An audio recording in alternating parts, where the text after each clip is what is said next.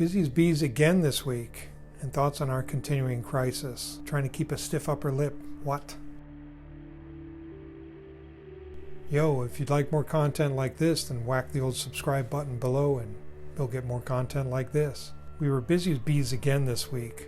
Our hives spawned two swarms. We called some folks and they came and got them. Now, if you ever see a bee ball like this, then call a beekeeper and they, or somebody they know, will come and get them. European bees are not aggressive when swarming. They have no honey to protect. I'm not sure about Africanized bees, so call a beekeeper and let them help you out. Okay, here's a new swarm from our hives. I think it's from our hives. Could have been from anywhere, but probably from our hives.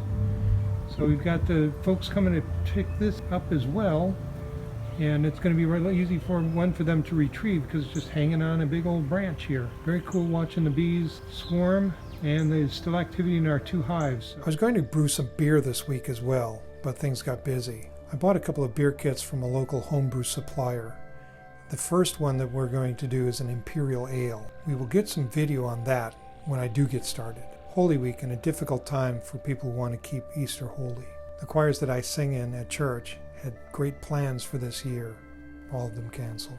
I did some intensive business training this week. I lead a small technology company, and fortunately we've been able to work from home. So that means it's not been a downtime for us, although we've been impacted by the impacts on our customers. I will probably talk more about the business training that I did because it was significant and thoroughly interesting. So many small businesses are getting hammered by this Chinese coronavirus. Many won't survive. Those who do will do so because you support them. To all you small business owners out there, I would take this time to reflect on your vision for your business. Think creatively first about how to weather this storm. But beyond that, think of how you want to recover when things return to normal, because they will.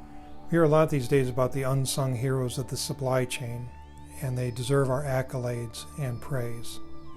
There's another unsung hero of the supply chain, and that's you, the consumer, the ultimate end of the supply chain. In a consumer-driven economy like ours, it depends on the consumer to keep the economy chugging along. In the depths of the Depression, President Roosevelt was asked by a reporter, "What advice do you have for the American people?" He said, "Buy something," because they were in the middle of a deflationary depression. Which we can talk more about the difference between that and an inflationary depression some other time. So, at any rate, shop local.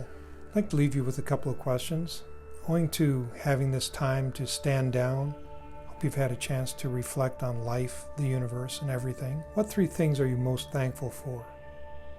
And how will you show that? What lessons can you draw from your own life and situation? How will you apply 3 of those lessons to your life once things return to normal? Finally, which 3 local businesses will you patronize as soon as they reopen? They and their employees rely on you. Thanks for stopping by today. Remember, a conversation is more interesting than a monologue. And next Tuesday is the second Tuesday of April, so it's an Ask Dad episode. So drop your comment with your questions below, and we'll do our best to answer them next week. If you like this content and you'd like more of it, then whack the old subscribe button and you will get more content like this. That's it for me, for you for now. Hope you have a great week ahead. Be careful out there. I'll be seeing you. Bye.